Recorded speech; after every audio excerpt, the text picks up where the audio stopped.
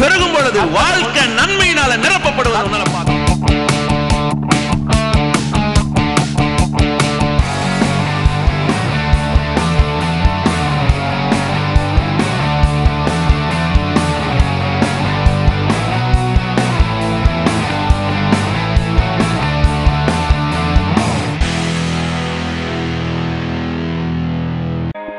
AFT Electronic City Bangalore welcomes you to attend weekly worship service. Come and experience the life-changing power of the Word of God in every area of your life with Pastor B. Ramesh, Pastor Sai Shankar and Sister Meera Sai. Sunday service, morning first service 7 a.m. to 9 a.m. Second service 9 a.m. to 11 a.m. Third service 11 a.m. to 1 p.m. Evening service 6 p.m. to 8 p.m. Tuesday service, evening Bible study 7 to 8:30 p.m. Our address, Apostolic Fellowship Tabernacle, number 45/28, Munir Reddy Building, first floor, Balaji Nagar, Hebakodi, Electronic City Post, Huzur Road, Bangalore, 100.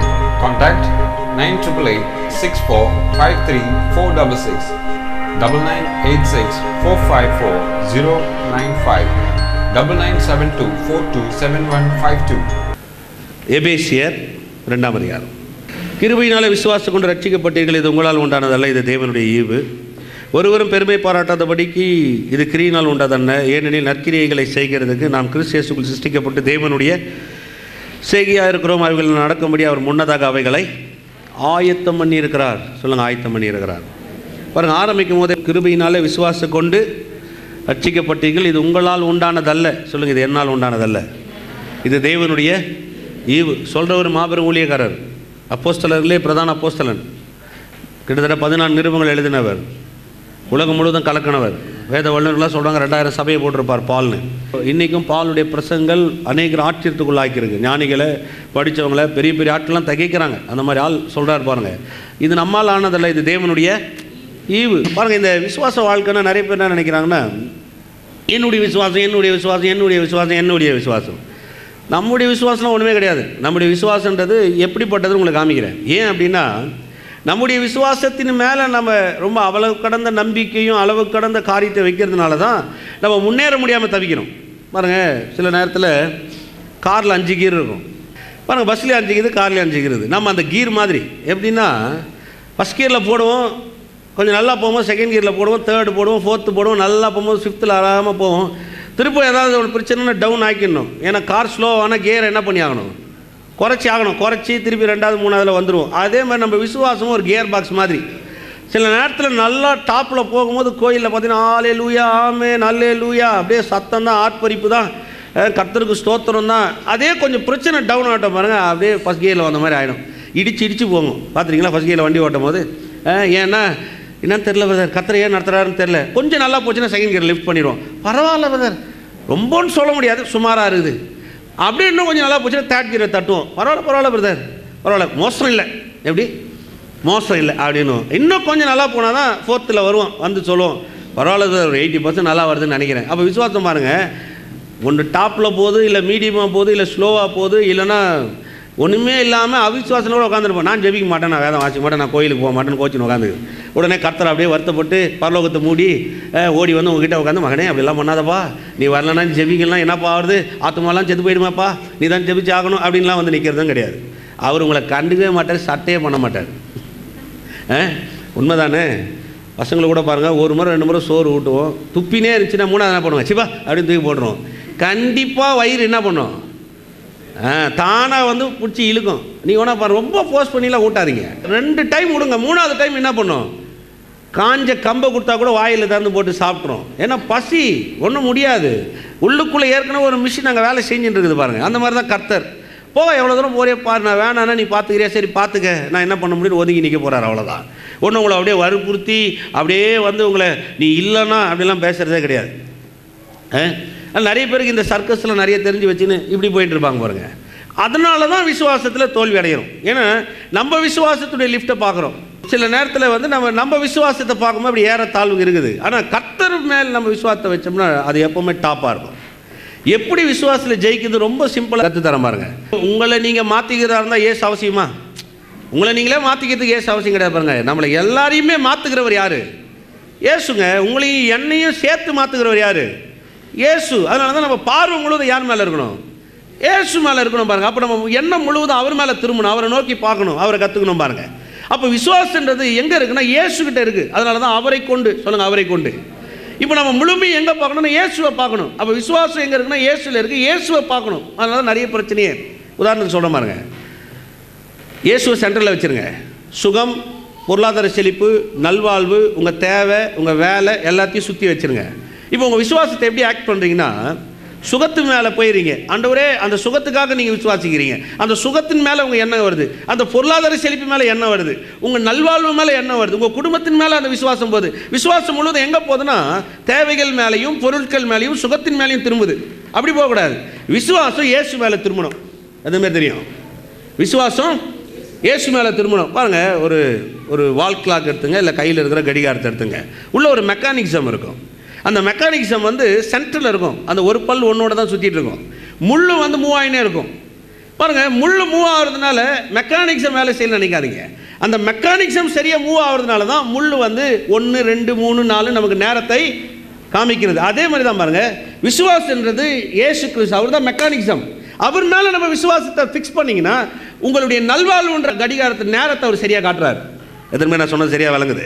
உங்களோட சுகம் என்ற டைமை சரியாக காட்டுறாரு, உங்கள் எதிர்காலன்ற டைமை சரியாக காட்டுறாரு. இப்போ நம்ம மெக்கானிக்ஸாக எடுத்துட்டோம், நேரம் அந்த 2 முள்ளு மாதிரி நம்மளே கையில் சுற்றின்னு கிடும்.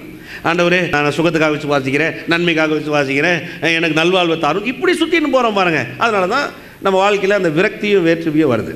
2:7 இயேசு கிறிஸ்துவுக்குள் நம்மை அவரோடு கூட எழுப்பி உன்னதங்களில் அவரோடு கூட உட்காரவும் செய்தார். சொல்லுங்கள், உட்காரவும் செய்தார். இப்போ இயேசு கிறிஸ்து பிதாவின் வலது பஸ்ஸில் உட்கார்ந்துருக்கிறார். சொல்லுங்கள், உட்கார்ந்துருக்கிறார். மகா பரிசுத்த ஸ்தலத்தில் யாருமே உட்காரக்கூடாது. மகா பரிசுத்த ஸ்தலத்தில் நீங்கள் போய் பழைய ஏற்பாட்டில் வாட்சி பாருங்கள். மகா பரிசுத்தலத்துக்குள்ளே போகும்பொழுது அப்போ இருக்கும். ஆனால் அங்கே எந்த நாற்காலியோ எந்த சேரோ இருக்காது. அப்போ மாத்திரம் இருக்கணும். ஆசாரியன் உள்ளே போகணும். உள்ளே போனோடனே அவன் அந்த எல்லா காரியத்தையும் செஞ்சுட்டு அங்கே நிற்கணும். நின்றுட்டு திரும்பி என்ன பண்ணணும், வந்துடணும். ஆனால் இங்கே வேதம் சொல்லுது இயேசு உட்கார்ந்தார். சொல்லுங்கள், உட்கார்ந்தார். உட்கார்ந்தார்னா என்ன? அவர் எல்லாவற்றையுமே நமக்காக செய்து முடித்துட்டு உட்கார்ந்துருக்கிறார். சொல்லுங்கள், செய்து முடித்துட்டு உட்கார்ந்துருக்கிறார். இப்போ செய்து முடித்துட்டு உட்கார்ந்துருக்கிறார். அதனால தான் வேதம் சொல்லுது அவர் பிதாவின் வலது பாசத்தில் உட்கார்ந்துருக்கிறார். குமாரனாக இல்லை, மகா பிரதான ஆசாரியராக. சொல்லுங்கள், மகா பிரதான ஆசாரியராக. மகா பிரதான ஆசாரியன்னா என்ன? மனுஷனுடைய பாவங்களுக்காக ஆசாரியன் என்ன பண்ணுவான், மகா பரிசுத்தத்தில் போய் காரியத்தெல்லாம் செய்து முடிக்கணும். செய்து முடிச்சுட்டு அவன் நிற்கணும். ஏன்னா அடுத்த முறை திரும்ப உங்களுக்காக என்ன பண்ணணும், உள்ளே போகணும், திரும்ப வரணும், உள்ளே போகணும். ஆனால் இயேசு அப்படி அல்ல, உங்களுக்காக எனக்காக ஒரே தரம் பிரவேசித்தார், எல்லாவற்றையும் செய்து முடித்துட்டு இப்போ என்ன பண்ணியிருக்காரு, உட்கார்ந்துருக்கிறார். சொல்லுங்கள், எல்லாவற்றையும் எனக்காக செய்து முடித்து உட்கார்ந்துருக்கிறார். இப்போ என் வேலை என்ன? இளைப்பாறுதலுக்குள்ளே உள்ளே போகிறது. விசுவாசன்றது என்னென்னா ஒரு இளைப்பாறுதலுக்குள்ளே நுழையிறது. சொல்லுங்கள், இளைப்பாறுதலுக்குள்ளே நுழையிறது. இளைப்பாறுதல் என்ன தெரியுங்களா? எல்லாம் இருக்கும் உள்ளே போகிறது. உதாரணத்துக்கு சொல்கிறேன் பாருங்க, நிறைய உதாரணம் சொன்னால் நல்லா புரிஞ்சுக்கலாம் தான் உதாரணத்தை சொல்கிறது. உங்கள் வீட்டில் பிள்ளைங்க இருக்குன்னு வைங்க. அந்த பிள்ளைங்க ஒரு 5 வயசோ இல்லை 3 வயசோ 4 வயசோ ஒரு வயசு வச்சுங்க. அந்த பிள்ளைங்க என்ன பண்ணுது, காலையில் எழுந்துக்குது, ஒரு LKG போகுதுன்னு வைங்க. காலையில் எழுந்தது, அதுக்கு பாலை கொடுக்குறீங்க, அதுக்கு பிரேக்ஃபாஸ்ட் கொடுக்குறீங்க, யூனிஃபார்மை மாட்டுறீங்க, காரில் ஏற்றுறீங்க, இல்லைனா ஸ்கூல் பஸ்ஸில் ஏற்றுறீங்க, அது போகுது. திரும்பவும் ஸ்கூலில் படித்து முடிச்சுட்டு வீட்டுக்கு வருது. வந்த உடனே அதுக்கு சாப்பாட்டை கொடுக்குறீங்க, சாப்பிட்டு வச்சு தூங்க வைக்கிறீங்க. திருப்பி சாயங்காலம் எழுந்தோடனே பாலை கொடுக்குறீங்க. திரும்ப அதை என்ன செய்றீங்க, அதுக்கு ஒரு ஸ்நாக்ஸை கொடுத்து ஏதோ ஹோம்ஒர்க் படிப்பான்னு சொல்லி விளையாட வச்சு, திருப்பும் அந்த நைட்டில் நல்லா டின்னர் கொடுத்து ஹெல்த்தியாக சாப்பிட வச்சு தூங்க வச்சு, திருப்பும் காலையில் எழுப்பி என்ன பண்ணுறீங்க? இப்போ அந்த குழந்தை என்ன செய்யுது, உங்களுடைய இளைப்பாறுதலில் வாழுது. சொல்லுங்கள், என் குழந்தை என் இளைப்பாறுதலில் வாழுது. நான் இயேசு கிறிஸ்துனுடைய இளைப்பாறுதலில் வாழக்கூடியவன். அதுக்கு பேர் தான் விசுவாசம். நேற்று ஒரு தகப்பனார்கிட்ட பேசிட்டு பாருங்கள், நல்ல நண்பர் சொல்லியிருந்தார். அவர் அன்றைக்கி நைட்டு ஏதோ வெளியில் சாப்பிட போகலான்னு போனாராம். போனால் அங்கே ஸ்கூலில் திடீர்னு கூப்பிட்டு வாங்க அப்ளிகேஷன் கொடுக்குறேன்ட்டாங்களாம். சரி, 10 மணி ஆச்சு அப்ளிகேஷன் கொடுக்குறேன்னு போனோடனே அங்கே எல்லாம் நிற்க வச்சாங்களாம். ஓகே, அப்ளிகேஷன் நான் உங்களுக்கு தரப்போம், நீங்கள் 12 மணிக்கு வாங்கினாங்களாம். சரி, உடனே இவர் என்ன பண்ணிடுறாரு, 12 மணிக்கு எழுந்து போய் 12 மணிக்குன்னா அங்கே ஒரு அட்டெண்டன்ஸ் எடுத்துக்கிறான். 12 மணிக்கு வந்திருக்கிறாரா இல்லையா, அட்டெண்டன்ஸ் எடுத்து ஓகே நீங்கள் போய் காலையில் 5 மணிக்கு வாங்கினீங்கன்னா, திருப்பி ஒரு 12 மணிக்கு போய் வீட்டுக்கு திருப்பி படுத்துறது, திருப்பி 5 மணிக்கு போய் அகைன் ஒரு அட்டெண்டன்ஸ் எடுத்துருக்குறாங்க. எல்லாம் வந்திருக்கிறாங்க. சரி, 5 மணிக்கு நின்று 12 மணிக்கு அப்ளிகேஷன் என்ன பண்ணிக்கிறாங்க, கையில் கொடுத்துருக்குறாங்க. பெருசாக டாக்டர் சீட்டு வாங்க போல எல்கேஜிக்கு தான் வாங்க போயிருக்கிறாரு. இதே நான் உங்களை கேட்குறேன், அந்த குழந்தை வந்து என்ன பண்ணியிருக்கோம், அப்பா 10 மணிக்கு அவன் அப்ளிகேஷன் தரானோன்னு நீங்கள் போகலையா, நீங்கள் போகக்கூடாதா, அவன் அப்ளிகேஷன் கொடுத்து முடிச்சிட்டானா எனக்கு என்ன ஆகுறது, என் எதிர்காலத்தை குறித்து நீ கொஞ்சம் கூட யோசிக்க மாட்டியா, திருப்பி ஒரு 12 மணி வச்சு வச்சிங்களேன் நைன்னு எழுப்பி நீ தூங்கியே கெடுப்பியா, நீ இப்போ அப்ளிகேஷன் வாங்காத இப்படி தூங்கலாமா, என் வாழ்க்கை என்ன ஆகுது, எழுது போ அப்படி தள்ளி விடுதா, இல்லை திருப்பி காலையில் 5 மணிக்கு வந்து காலையில் எழுந்திருப்பா, எவ்வளோ நேரம் நீ கையை முடிக்கின்னு தூங்குவேன், வேதம் சொல்லுது அதிகமாக தூங்கினா உன்னை சோம்பேறின்னு, அப்படிலாம் தொட்டுதுன்னு பார்க்குறீங்களா, இன்னும் கிடையாது, அது கண்டிக்காது, அது பாப்கார்னை போட்டு டிவியில் ஈன்னு பார்த்து சாப்பிட்டு கிடக்கும். அப்போ எழுந்து 10 மணிக்கு போய் 12 மணிக்கு போய் 5 மணிக்கு போய் 12 மணி வரையும் அங்கே நின்று அப்ளிகேஷனை வாங்கி அதுக்கப்புறம் அதுக்கு டொனேஷனை ரெடி பண்ணி ஆளை பிடிச்சி உள்ளே என்ன பண்ணோம், இவங்க கரெக்டாக யூனிஃபார்மை போட்டுன்னு கரெக்டாக அந்த ஸ்கூல் ஓப்பனுங்க நீங்கள் டாட்டா பாய் பாய்ன்னு சொல்லிட்டு உள்ளே போயிடுவாங்க. பார்த்துருக்கீங்களா? அதுக்கு பேர் தான் என்னது, இளைப்பாறுதல். இயேசு கிறிஸ்து இறங்கி வந்து உங்களுக்காக எனக்காக எல்லாத்தையும் செய்து முடிச்சு பிதாவின் வலது பக்கத்தில் உட்கார்ந்துருக்கிறார். இப்போ நான் என்னத்தை விசுவாசிக்கணும், ஆண்டவரே நான் எப்படி சுகத்தை பெற்றுக்கொள்கிறேன், எந்த சர்க்கஸும் வேணாம், அவர் ஏற்கனவே உங்களுக்காக செய்திருக்கிறார், அவர் செய்திருக்கிற அந்த காரியத்துக்குள்ளாக நுழைகிறோம், அதுக்கு பேர் விசுவாசம், அதுக்கு பேர் தான் இளைப்பாறுதல். அந்த மாதிரி வழங்குது. அதான் உண்மை பாருங்கள். நிறைய பேர் இது மேலே ஒரு கண்ணோட்டத்தை வைக்கிறதில்ல பாருங்கள், அதனால தான் பிரச்சனை. இப்படி வாழணும்னு கற்றுக்க மாட்டேன்றாங்க, அவங்க பெரிய சர்க்கஸ் எல்லாம் காமிக்க ஆரம்பிச்சிடறாங்க. போன வாரம் எங்கே விட்டோமோ அங்கே வரும், அப்போஸ்தலர்கள் 3:6 விட்டோம் இல்லையா, திருப்பி அங்கே வரும். அந்த மார்க்கில் இருந்து அப்போஸ்தலர் போனோம், திரும்ப அந்த மார்க்கிலே போகிறேன். இன்றைக்கி அந்த மார்க்கில் நிறைய விஷயத்தை காமிக்கணும்னு நினைக்கிறேன். மார்க்கில் சுவிசேஷ புத்தகம் 9ஆம் அதிகாரம் 22-23. இயேசு அவனை நோக்கி, நீ விசுவாசிக்க கூடுமானால் ஆகும், விசுவாசிக்கிறவனுக்கு எல்லாம் கூடும் என்றார். உடனே பிள்ளையின் தகப்பன், விசுவாசிக்கிறேன் ஆண்டவரே, என் அவிசுவாசம் நீங்கும்படி உதவி செய்யும் என்று கண்ணீரோட சத்தமிட்டு சொன்னான்.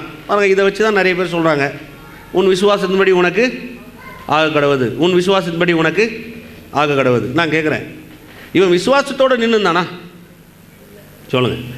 விசுவாசத்தோடு நான் இயேசுக்கிட்ட போகிறேங்க, அவர் எப்படியாவது எனக்கு ஒரு சுகத்தை கொடுத்துட மாட்டாரா, நான் எப்படியாவது பெற்றுக்கொள்ளுங்க, அப்படியா வந்தான் இவன்? கிடையாதுங்க. அவன் கொண்டு வரான், இயேசு அங்கே இல்லவே இல்லை, சீசைகிட்ட கொடுக்குறான், அவங்களாலையும் துரத்த முடியல.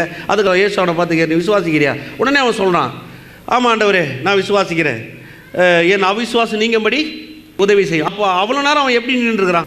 அப்படின்னு என்ன நடக்குமா நடக்காதா, இயேசு செய்வாரா செய்ய மாட்டாரா, பையன் வாழ்வடையவனா அடைய மாட்டாரா, அப்படி தான் நின்றுருப்பான்.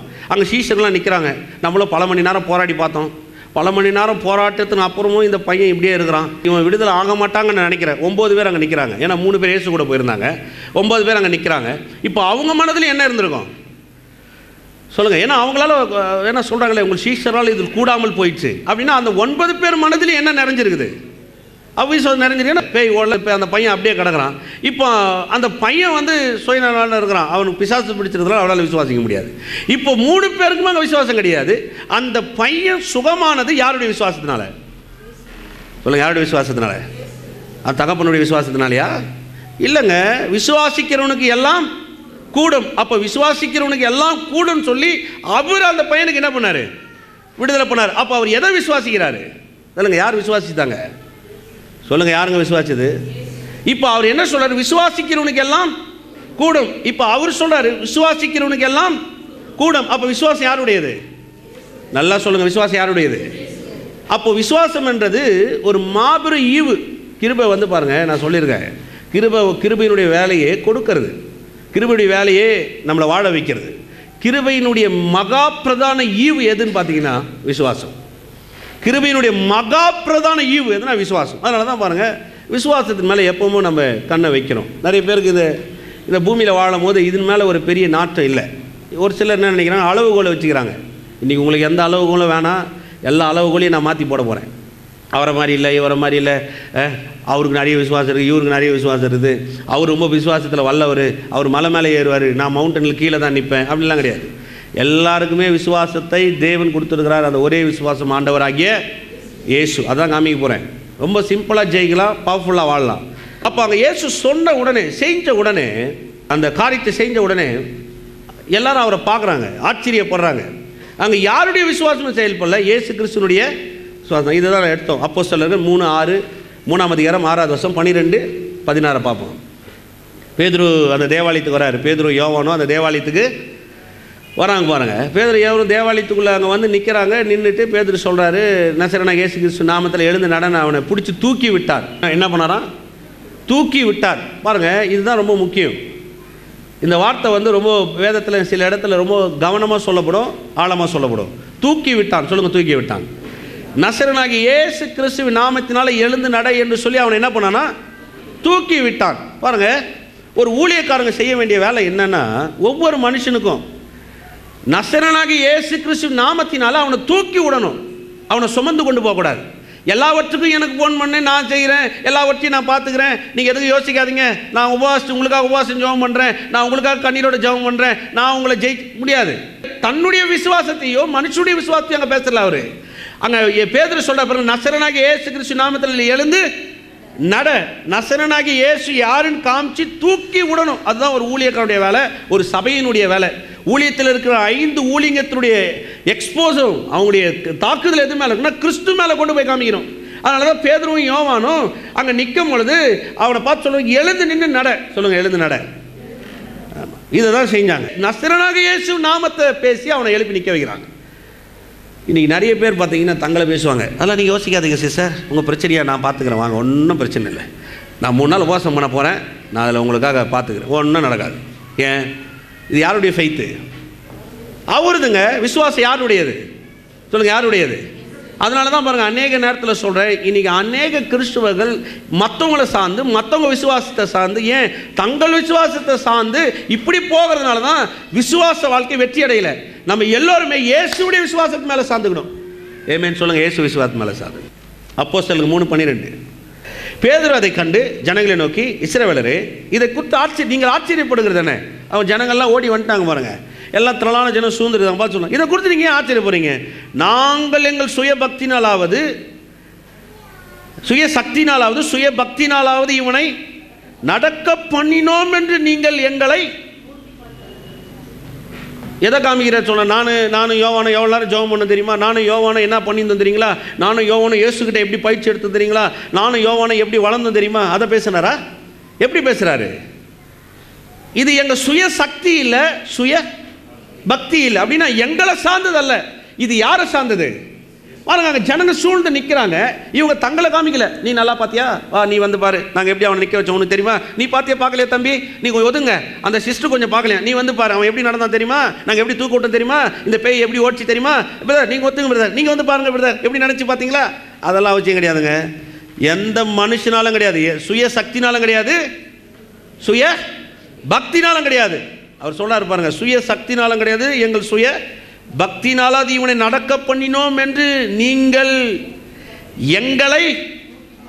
நான் உங்களுக்கு சொல்றேன், நான் உங்களுக்காக ஒன்றும் செய்ய முடியாதுங்க. நீங்க என்ன நோக்கி பார்க்க முடியாது. நானும் நீங்களும் நோக்கி பார்க்க ஒரே ஒருத்தர் இருக்கிறார், ஆண்டவராகிய இயேசு கிறிஸ்து. நான் உங்களை தூக்கி நிற்க வைக்கிறேன் நசரேயனாகிய இயேசு நாமத்தினால. ஒவ்வொரு முறையும் நீங்கள் கோயிலுக்கு வரும்போது, ஒவ்வொரு முறையும் நீங்கள் ஆராதனையில் கலந்துக்கும் பொழுது நான் உங்களை தூக்கி நிற்க வைக்கிறேன் நசரேயனாகிய இயேசு நாமத்தினால. நீங்கள் எழுந்துருங்க, நீங்கள் பயப்படாதீங்க. நசரேயனாகிய இயேசு நாமத்தினால நீங்கள் நடக்கலாம். நசரேயனாகிய இயேசு நாமத்தை பாருங்க. நசரேயனாகிய இயேசு யார் தெரியுமா? ஒவ்வொரு முறையும் அந்த இயேசுவின் நாமத்தினால ஒவ்வொரு ஆராதனையும் உங்களை தூக்கி நிற்க விடுறா. அவ்வளோதான் நடக்கிறது. யாருடைய வேலை? ஆமென். அதனால தான் நான் யாரையும் தூக்கி சுமக்கிறது இல்லை. நிறைய பேர் கோவம் வந்துடுது பாருங்கள், இவர் வச்சு ஏன்னா இவர் வர்றதே கிடையாது, இவர் ஏன் அப்படி பண்ணுறாரு, இவர் ஏன்? உங்களை என்னையும் சுமக்க ஒருத்தர் இருக்கிறார். யாருங்க அவர்? கேட்குறேன். நான் சுமக்கிறதுனால தான், இயேசு சுமக்கிறதுனால தான். என்னை நம்பி ஏறினீங்க, கண்டிப்பாக ஒரு நாள் கீழே விழுட்டுருவேன். ஏன்னா உங்கள் வெயிட்டை என்னால் நிச்சயமாக தாங்க முடியாது. எத்தனை நாளைக்கு நான் சுமக்க முடியும்? யோசிச்சு பாருங்கள், எத்தனை நாள் சுமக்க முடியும்? எத்தனை முறை நான் எத்தனை நாள் உங்களை தூக்கி என் தோளில் வச்சுருக்க முடியும்? பாருங்கள், ஒரு பெத்த பிள்ளையை கூட எடுத்துங்க, எவ்வளோ நாளைக்கு நீங்கள் அவனை சுமந்துருவீங்க? சாவர வரையும் நான் அவனை பார்த்துக்கிறேன் நான் சொல்ல முடியுமா? இல்லைடா பிரச்சனையே கிடையாதா, நான் பார்த்துக்கிறேன். கிடையவே கிடையாது. அவனுக்கு ஒரு வயசு வர வரையும் சுமக்கிறேன், அதுக்கப்புறம் அவன் வாழ்க்கை அவன் கையில் கொடுக்குறேன். அவன் சுமக்கணும்னு அவனுக்கு கற்றுக் கொடுக்குறேன், நீ எப்படி எப்படி பண்ணணும் கற்றுக் கொடுக்குறேன் பாருங்கள். ஏன்னா அவனுக்கு அவனுடைய தன்னம்பிக்கை ஏற்படுத்தி கொடுக்குறேன். ஒரு போதகர் அதே தான் செய்கிறாரு. இயேசு யாருன்னு காமிச்சு கொடுக்குறாரு பாருங்கள், அவர் தான் மெய்யான போதகர். இயேசு எப்படிப்பட்டவர்ன்றதை உங்களை தூக்கி நிற்க வச்சு நடந்து போங்க, அவர் நல்லவர்ன்றார் பாருங்க, அதுதான் மெய்யான நல்ல பிரசங்கம். எதை மாதிரி விசுவாசிக்கிறீங்க? அதை மாத்திரம் தான் இங்கே நான் செய்கிறேன். எதை மாதிரி ஒத்துக்கிறீங்க? அதனால தான் எந்த சர்க்கஸுக்கும் இங்கே இடம் கிடையவே கிடையாது. அதை பண்ணலாம் இதை பண்ணலாம், நம்ம இது மாதிரி சேர்ந்து செஞ்சோம்னா சரியாயிடும். சபை ரொம்ப தீட்டுப்பட்டு போச்சு, நம்மளாம் கண்ணீர் விட்டு அழுவோம். சபை ஒரு நாள் தீட்டுப்படாது. ஏன்னா சபையில் யார் இருக்கிறது? யார் இருக்கிறது? தீட்டானவங்க கூட அவரை தொட்டா யார் பரிசுத்தமாக வராங்க? அவங்க தீட்டாயிடுவாங்களா? பாருங்க, தீட்டானவங்க இயேசுவை தொட்டாங்க. இப்போ என்ன ஆயிடுச்சுங்க சொல்லுங்கள்? இயேசு தீட்டாயிட்டார். இயேசுவை பரிசுத்தப்படுத்த ஒரு 3 நாள் ஜெபம் பண்ணுவோம் வேண்டியதாக. இன்றைக்கி இருக்கிற கூட்டம் அப்படி கூட செய்ய ஆரம்பிச்சிட பாருங்க. இயேசுவை யாராலையும் தீட்டுப்படுத்த முடியாது. எத்தனை பேர் தெரியும்? இயேசு எங்கே இருக்கிறார் அங்கு விடுதலை. இயேசு எங்கே இருக்கிறார் அங்கு பரிசுத்தம். ஒரு நாள் சபை தீட்டாகவே முடியாது. சொல்லுங்கள், தீட்டாகவே முடியாது. உங்கள் வீடு ஒரு நாள் தீட்டாகவே முடியாது. ஏன்? உங்கள் வீட்டில் யார் இருக்கிறது? இயேசு இருக்கிறாரா இல்லையா? இருக்கிறாங்க மட்டும் ஒரு அல்லேலூயா சொல்லுங்கள். ஏதோ சந்தேகமாக பேசுகிறீங்க. இல்லை பாஸ்டர், நான் வெளியில் வந்துட்டேன், இயேசு கூட எங்கேயாவது அப்படியே ஒரு ரவுண்டு குண்டு அடிச்சு. நீங்கள் வெளியில் போனால் கூட சரி, அவர் உங்களுக்காக உங்கள் வீட்டை பாதுகாக்க வல்லவரார். எத்தனை பேர் விசுவாசிக்கிறீங்க? அதனால தாங்க இயேசு எங்கே இருக்கிறாரோ அங்கே பரிசுத்தம், இயேசு எங்கே இருக்கிறாரோ அங்கே நீதி, இயேசு எங்கே இருக்கிறாரோ அங்கே வெளிச்சம், இயேசு எங்கே இருக்கிறாரோ அங்கே ஐஸ்வர்யம், இயேசு எங்கே இருக்கிறாரோ அங்கே விடுதலை, இயேசு எங்கே இருக்கிறாரோ அங்கே வெற்றி வாழ்வு. எத்தனை பேர் விசுவாசிக்கிறீங்க? அப்போ இயேசு தான் மையப்படுத்தி காட்டணுமே தவிர நான் வந்து உங்கள் வீட்டுக்கு வந்துடுறேன் பரிசுத்தப்படுத்திடுறேன் தீட்டாக இருந்தால் ஒன்றும் யோசிக்காதீங்க. நான் சொல்கிறேன், நான் வர வேண்டிய அவசியமே கிடையாது. உங்கள் வீட்டில் இயேசு இருந்தால் சுகம் இருக்கும். எத்தனை பேர் விசுவாசிக்கிறீங்க? உங்கள் வீட்டில் இயேசு இருந்தால் நன்மை இருக்கும். அப்போ எது கோயிலுக்கு வரோம்? இயேசு யார் காமிச்சு கொடுக்குறதுக்கு தான் நான் இங்கே ஆள். ஏமே காமிச்சு கொடுக்கட்டுமா? இல்லை நானே மூடி வச்சுட்டு எல்லாருக்கும் தனித்தனியாக ஜெபம் பண்ணுமா? தலையில் கை வச்சு கீவில் நிற்க ரெடியாக இருக்கிறீங்களா? சொல்லுங்கள், எத்தனை பேர் ரெடியாக இருக்கீங்க? ஒருத்தரும் வரமாட்டீங்க. அதான் சத்தியத்தை அறிகிற அறிவு. ஏமே உண்மை பாருங்கள். அதனால தான் பாருங்கள், நிறைய பேர் இதில் வந்து பெரிய சர்க்கஸ். இப்போ அவரே சொல்கிறார், 3:16 வர பாருங்களேன். 12 சொல்லிட்டாரு, இது எங்களால் கிடையாது, என் பக்தியை என் சக்தியெல்லாம் பேசலை, இதெல்லாம் அவரால். 14 இன்னும் அழகாக சொல்கிறார் பாருங்க, அவருடைய நாமத்தை பற்றி விசுவாசத்தினாலே. சொல்லுங்கள், அவருடைய நாமத்தை பற்றி விசுவாசத்தினாலே. அவருடைய நாமமே நீங்கள் பார்த்து அறிந்திருக்கிற இவனை பலப்படுத்தினது, அவரால் உண்டாகிய விசுவாசமே உங்கள் எல்லோருக்குள்ளும் முன்பாக இந்த சர்வாங்க சுகத்தை இவனுக்கு. அப்போ இவன் விசுவாசமா அவர் விசுவாசமா? நல்லா சொல்லுங்க, யார் விசுவாசம்? அவருடைய விசுவாசம். சொல்லுங்க, அவருடைய விசுவாசம். இதில் ஒரு பெரிய காரியம் உள்ள அடங்கியது பாருங்க. உடனே என்ன சொல்லுவாங்க? அப்போ 12 வருஷம் பாடுள்ள ஸ்திரியை பார்த்து இயேசு என்ன சொன்னார்? உன் விசுவாசம் உன்னை ரட்சித்தது. நான் கேட்குறேன், அவள் விசுவாசத்தோடு அங்கே வந்தாளா? சொல்லுங்க, விசுவாசத்தோடு வந்தாளா? நீங்கள் வசனத்தெல்லாம் வாசிங்க, வீட்டில் போய் வாசிங்க, எனக்கு தெரியும் அங்கே என்ன நடக்குதுன்னு. எப்படியாவது அவர் ஆடையை தொட்டுவேன், அவர் ஆடையை தொடுவேன் என்று சொல்லி அதை தொடுறதுக்கு வந்தா. ஆனால் இன்னொன்று சொல்கிறேன், அவள் ஏன் வந்தான்னா திருடுறதுக்கு வந்தா, சுகத்தை திருடுறதுக்கு வந்தா. ஏன்னா யாருக்குமே தெரியாத வரா. யாருக்கா தெரிஞ்சு வந்தாரா? ஓ ஜெபாலய தலைவனை கொஞ்சம் ஒத்தியா, நான் இயேசு வஸ்திரத்தை தொடணும். அப்படியா வந்தா அவ? ஏன்பா ஊரில் இருக்கிறவங்களே, ஏமா கொஞ்சம் தூரம் போ, நான் இயேசு வஸ்திரத்தை தொடணும். அப்படியா வந்தா? எப்படி வந்தாங்க? அவ யாருமே பார்க்கக்கூடாது, யாருக்கும் தான் யாருன்னு தெரியக்கூடாது. ஏன்னா அவள் பலவீனமானவள். அவள் பாருங்கள், பலவீனமாக இருக்கிறா. 12 வருஷம் ஒரு வியாதியில் ஒவ்வொருத்தர் 5 நாள் ஜுரமாக படுத்தா எழுந்துக்கிறதுக்கு போதுமாகுது. 12 வருஷம் அவள் சிக்கா இருக்கிறா, 12 வருஷம் பலவீனமாக இருக்கிறா. இப்போ அவள் யாருன்னு தெரிஞ்சிடுச்சுன்னா கல்லால் அடிச்சு சாவடிச்சிருவாங்க. அதனால் அவள் சுகத்தை என்ன பண்ணுறா? திருடுறதுக்கு வரா. எப்படி வருவான்னு நினைக்கிறீங்க? அவளை யாருமே பார்க்கக்கூடாது. அப்போ என்ன பண்ணியிருப்பா? எல்லாத்தையும் கவர் பண்ணியிருப்பா. தலையை மூடியிருப்பா, உடம்பை மூடியிருப்பா, அவள் கை காலை மூடியிருப்பா, எல்லாத்தையும் கவர் பண்ணின்னு ஒன்றே ஒன்று தான் அவளுக்கு தெரியும். என்ன தெரியும்? 2 கண்ணு மாத்திரம்தான் தெரியும். ஒரு கூட்டத்துக்குள்ளே வரும்போது கூட அவன் ஆனா பொண்ணா, யார் ஜபாலய தலைவனா, இவன் நியாயப்பிரமாணியா, இவன் யார், இவன் பரிசேனா, இவன் சதிசேனா, யாரையும் அவன் பார்க்கல. எல்லாருக்கு மத்தியிலும் குனிஞ்சு குனிஞ்சு உள்ளே போய் ஒன்றே ஒன்று பார்த்துன்னு போறா. யாரை பார்த்துன்னு போறா? நல்லா பாருங்க, யாரை பார்த்துன்னு போறா? அவன் கண்ணில் யார் மாத்திரம் தெரியுறாங்க பாருங்க. நிறைய வஸ்திரம் இருக்குதுங்க, ஆனால் அவள் போய் கரெக்டாக யார் வஸ்திரத்தை தொடுறா? ஏன்?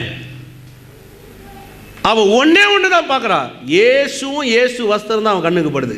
இப்போ போய் அவள் தொட்ட உடனே இயேசு சொல்கிறாரு, மகளே உன் விசுவாசம் உன்னை ரட்சித்தது. இப்போ பாருங்க, உன் விசுவாசம் உன்னை ரட்சித்ததுன்னு சொன்னார் இல்லையா? ஆனால் அவள் யாரை பார்த்தா?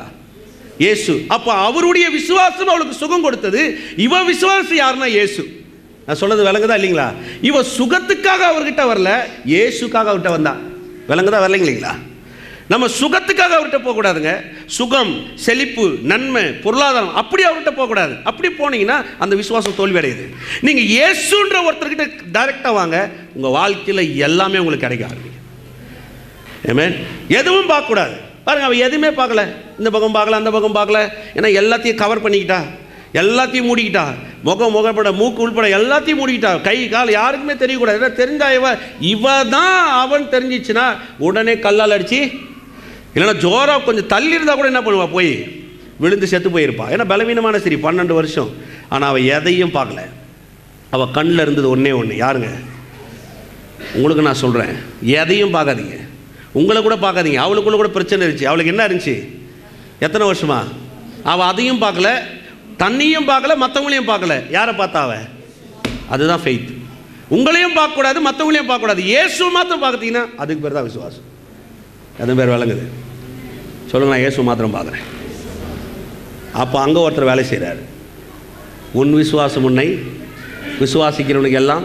அவர் விசுவாசிக்கிறாரு, அவர் தழும்புல மனுஷனுக்கு குணம் உண்டாகணும். எத்தனை பேர் அதை விசுவாசிக்கிறீங்க? அவர் விசுவாசிக்கிறீங்க, என் தழும்பினால் உனக்கு சுகம் உண்டாகும். சிலர்லாம் பார்த்தீங்கன்னா முயற்சி எடுக்க ஆரம்பிப்பாங்க. பார்த்துருக்கீங்களா? எப்படியெல்லாம் முயற்சி எடுப்பாங்க தெரியுங்களா? நான்லாம் நிறைய பார்த்துருக்கேன் பாருங்க, இதெல்லாம் பார்த்துருக்கேன். நானும் கொஞ்சம் நாள் இப்படியெல்லாம் இருந்திருக்கேன். ஆரம்ப நாட்களில் ஒரு 7 நாள் உபவாசம் இருந்து ரூமில் மாற்றிட்டு சாப்பிடாதீங்க, ஒன்றும் பண்ணாங்க, தண்ணி மட்டும் நல்லா குடிச்சு நல்லா அந்நிய பாஷெல்லாம் பேசி நல்லா உள்ளே இருந்து வெளியில் வந்தீங்கன்னா எப்படி இருக்கும் தெரியுமா? எந்த பேயும் ஓட்டலாம் அப்படி இருக்கும். பார்த்தீங்கன்னா அப்படியே. இப்போ நான் கேட்குறேன், எந்த விசுவாசம் இது? நான் கேட்குறேன், எந்த விசுவாசங்க இது? சொல்லுங்கள், எந்த விசுவாசம் இது? அப்படியே தேவ சமூகத்தில் போனோம் பாருங்கள் பிரதர், அவர் என்னை பலப்படுத்தினார். ஒன்றும் கிடையாது. உனக்கு நீயே உட்காந்து உன்னை நீயே தயார் செஞ்சு உனக்கே விசுவாசத்தை ஊட்டி உனக்கு நீயே விசுவாசத்தை பலப்படுத்தி இப்போ நீங்கள் என்ன வந்துருக்கிறீங்க? ஸ்ட்ராங்காக வந்து நிற்கிறீங்க. அப்படியே நான் என்ன வட்டம் பேச, அதெல்லாம் ஒன்றும் கிடையாது. அதனால தான் ஜான்யார்னா என்ன ஆகுது? மூலம் தழுக்குது. அதனால தான் பெருமையினால் உச்சத்தில் போய் நிறைய பேர் கீழே விழுந்து காணாமல் போயிருக்கிறாங்க. உண்மை. சிலர்லாம் பார்த்தீங்கன்னா 40 நாள் உபவாசம் இருக்குன்னு செத்தே போய் கடைசியில் கதவை உடைச்சி அடக்கம் பண்ண வேண்டிய சூழ்நிலை நடந்துருது. இதெல்லாம் உண்மை. நான் சும்மா கதைக்கெல்லாம் உங்களுக்கு சொல்லலை பாருங்கள். அப்படியெல்லாம் கிடையாது பாருங்கள். ஒவ்வொரு முறையும் இயேசுவை நோக்கி பார்க்கணும். ஆமென். சொல்லுங்கள், உண்மையை நோக்கி பார்ப்பேன், உண்மையை நோக்கி பார்ப்பேன் பாருங்கள். ஏன்னா எப்பொழுது ஒருத்தர் இயேசுவை நோக்கி நோக்கி நோக்கி நோக்கி பார்க்குறானோ அவன் ரொம்ப தாழ்மையாகிடுவான். என்னைக்கு ஒருவன் தன்னுடைய விசுவாசத்தை தன் முயற்சினால் வளர்த்து தன் மேலே வரானோ அவன் மகா பெருமைக்காரனாக மாறிடுவான். எத்தனை பேர் பார்க்குறீங்க? அதை இயேசுட்ட நெருங்கினா குமாரனுடைய சாயலுக்கு ஒப்பா மாறும். உங்களுடைய முயற்சியினால உங்களை மாற்ற நினச்சிங்கன்னா பெருமையினுடைய உச்சநிலையில் மேலே போய் ஒரு நாள் நானே கடவுள்னு சொல்லக்கூடிய அளவுக்கு ஆகிடுவோம். எத்தனை ஒத்துக்கிறீங்க? உண்மை. அதனால தான் பாருங்கள், சிலர்லாம் பார்த்தீங்கன்னா சில விஷயங்கள்லாம் பார்த்தீங்கன்னா, யார் தெரியுமா, நான் ஜெபம் பண்ண என்ன நடக்க தெரியுமா, நான் உபவாசம் பண்ண என்ன நடக்க தெரியுமா, ஒன்றும் நடக்காது. தைரியமாக சொல்லலாம், ஒன்றும் நடக்காது. ஏன்னா அவரு பேசுகிறாரு. அவர் யாருன்னு நான் சொல்கிறேன். அவருக்கு மேலே ஒருத்தர் இருக்கிறார், அவர் தான் ஆண்டவராகிய இயேசு. சிலர்லாம் இது பயம் புறுத்தியே மிரட்டியே வைக்கிற காலம்லாம் இருக்குது பாருங்கள். நிறைய விஷயத்தை காட்ட போகிறேன். எப்படி அவருடைய விசுவாசம் வேலை செய்யுது. எத்தனை பேர் ரெடியாகிறீங்க? அதான் உண்மைங்க. திருவிருந்து எடுக்கும்போது கூட பாருங்கள், நீங்களே பாருங்கள். திருவிருந்து எடுக்கிறோம். திருவிருந்து எடுக்கும்போது எதை பார்க்குறோம்? சொல்லுங்கள், எதை பார்க்குறோம்? சொல்லுங்கள், எதை பார்க்குறோங்க? திருவிருந்து எடுக்கிறீங்க, விசுவாசத்தை தானே வந்து எடுக்கிறீங்க. அப்போ எதை பார்க்குறீங்க? அவரை பார்க்குறீங்க. அவரை பார்த்து எடுத்தால் தான் சுகம். நான் சொன்னேன் இல்லைங்களா, அவர் பாத்திரர். அவர் நினைவு கூர்ந்து அது பாத்திரம். என்னையோ என் செயல்களோ என் காரணம்னா அது அபாத்திரம். அவர் சொல்கிறார் பாத்திரம். பாத்திரம் யார்? இயேசு. அப்போ திருவிருந்துக்குள்ள வரும்போது யாரை நினைவு கூர்றேன்? இயேசு. திருவிருந்து வரும்போது யாரை பார்க்குறேன்? இயேசு. இப்படி வந்து இப்படி தான் நம்ம எண்ணம் முழுவதும் வேலை செய்யணும். இயேசு இயேசு இயேசு இயேசுன்னு வேலை செய்யும் போது தான் நம்ம வாழ்க்கையில் நன்மைகள் உண்டாக ஆரம்பிக்கும். ஆமென். வாசிக்கலாம். மத்தேயு 17:20. சொல்லுங்கள், விசுவாசம் என்னுடைய இளைப்பாறுதல். பக்கத்தில் சொல்லுங்கள், விசுவாசம் உங்களுடைய இளைப்பாறுதல். அதற்கு இயேசு, உங்கள் அவ்விசுவாசத்தினாலே தான். சொல்லுங்கள், அவ்விசுவாசத்தினால தான். கடுகளவு விசுவாசம் உங்களுக்கு இருந்தால் நீங்கள் இந்த மலையை பார்த்து இவ்விடம் விட்டு அப்புறம் போ என்று சொல்ல அது அப்புறம் போகும். உங்களால் கூடாத காரியம் ஒன்றுமிராது என்று மெய்யாகவே உங்களுக்கு சொல்லுகிறேன். மத்தேயு 21:21. இயேசு அவர்களை நோக்கி, நீங்கள் சந்தேகப்படாமல் விசுவாசம் உள்ளவளாக இருந்தால். சொல்லுங்கள், சந்தேகப்படாமல் விசுவாசம் உள்ளவளாக இருந்தால் இந்த அத்திமரத்துக்கு செய்தது நீங்கள் செய்வதும் அல்லாமல் இந்த மலையை பார்த்து நீ பெய்து சமுத்திரத்தில் தள்ளுண்டு போய் என்று சொன்னாலும் அப்படி ஆகும் என்று மெய்யாகவே உங்களுக்கு சொல்லுகிறேன். அப்படியே வாங்க. 17:6. என்ன சொல்ல வராருன்றதை சரியாக புரிஞ்சுக்கணும், அவ்வளோதான். 17:6. அதனால தான் பல விசுவாசத்தை குறித்து இயேசுவே சொல்கிற காரியத்தை உங்களுக்கு எடுத்து காமிக்கிறேன். 17:6. அதற்கு கர்த்தர், கடுகு விதை அளவு விசுவாசம் உங்களுக்கு உண்டாயிருந்தால் நீங்கள் இந்த காட்டத்தி மரத்தை நோக்கி நீ வேரோட பிடுங்கொண்டு கடலிலே நடப்படுவாயாக என்று சொல்ல அது உங்களுக்கு கீழ்ப்படியும்.